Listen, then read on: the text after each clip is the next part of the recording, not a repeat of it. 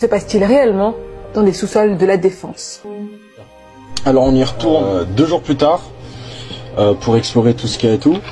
On prend comme d'habitude bouteille d'eau, des snacks, une lampe torche et un pied de biche. Enfin un pied de biche, un bâton quoi. Et on y va et on se dit, les gars venez, ça m'intrigue de ouf, venez on retourne au sous-sol. Donc là on y retourne. Mais nous on y retourne dans l'optique de montrer ce qu'il y avait, tu vois. Donc on y va, on ramène 2 nouvelles personnes avec nous. Et là le mur qui fait une dizaine de mètres de long, non vraiment un peu plus, tu vois, c'est la moitié d'un court de basket. Il était entièrement recouvert, il faisait 4 mètres de haut, 4-5 mètres de haut, et il était entièrement recouvert. Et il y avait des noms, cette fois-ci il y avait plein de noms, il y avait plein de trucs, il y avait des dessins énormes, il y avait des étoiles. Et il y avait des traces sur le sol, des traces noires, comme si c'était du sang séché.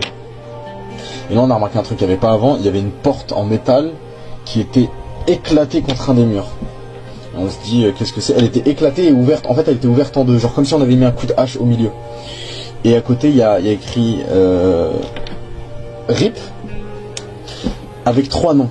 Je me souviens juste d'un nom, mais je vais pas le dire. Je le dirai pas et je le dirai pas. Je veux pas, je sais pas qui c'est peut-être un démon. Donc il y avait une porte avec ce nom-là, il y avait aussi d'autres noms écrits dessus. Et là on commence à esquiser, on se fait waouh, qu'est-ce que c'est que cette chose, qu'est-ce que c'est que cette chose et tout, on commence à avoir très peur. Et on décide de vouloir partir. Et là en fait,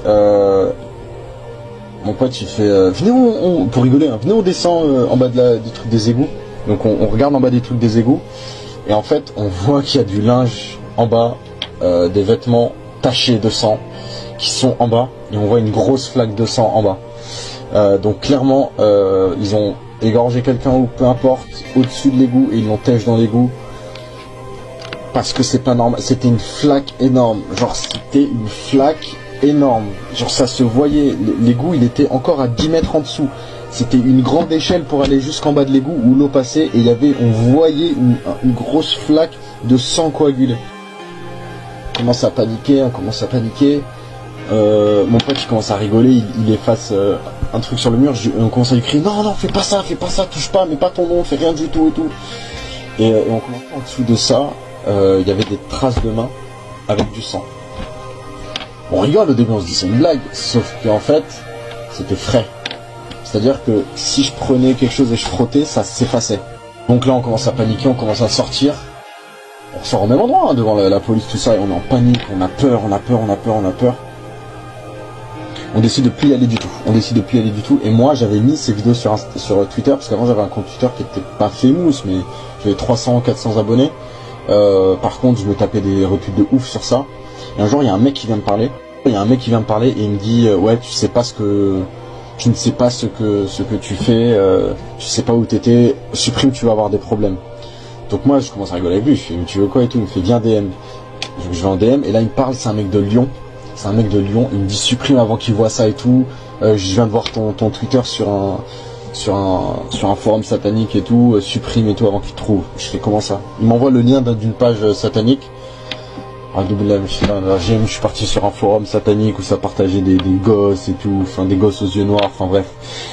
Donc je vois il y a mon Twitter. Je fais wow, c'est quoi ça?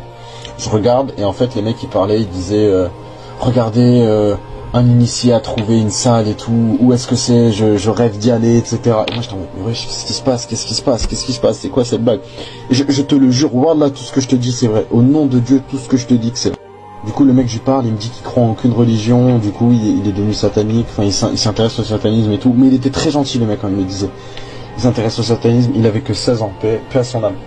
Il s'intéressait à ça, tout ça, donc il m'explique certains signes, je lui explique ça c'est quoi, il me dit alors ça c'est les astres, ça ils ont fait ça lors d'une pleine lune, ça nanana, et après il me dit un truc qui m'a fait froid dans le dos, il m'a dit le petit panier que t'as vu, ça veut dire qu'ils ont sacrifié un enfant.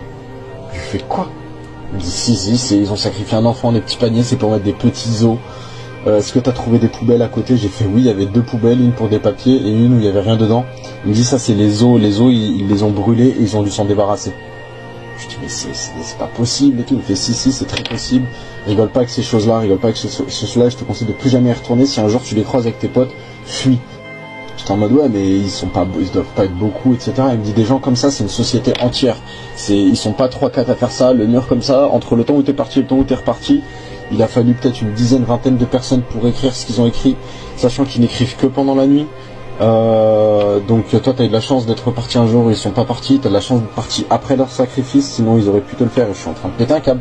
Et il me dit très sérieusement ça, il me dit de manière très froide.